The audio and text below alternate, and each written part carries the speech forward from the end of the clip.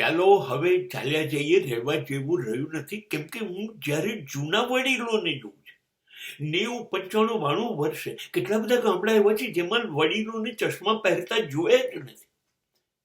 હજી ટટાર ચાલી શકે છે, સરસ ખાઈ શકે છે, સરસ હરીફરી શકે છે, જેવી.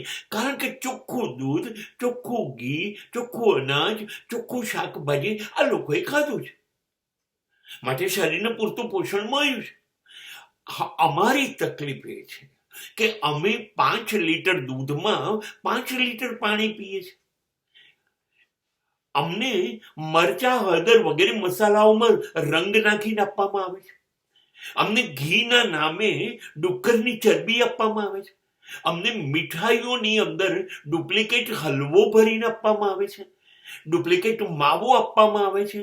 અમને અનાજની અંદર પથરા વગેરે બધું મિક્સ કરીને આપવામાં આવે છે. લોટ પણ 3-4 જાતના આપવામાં આવે છે. હવે તમે વિચારો કે નવી પ્રજા, નવી પેઢીનું આયુષ્ય કેવી રીતે સચવાશે.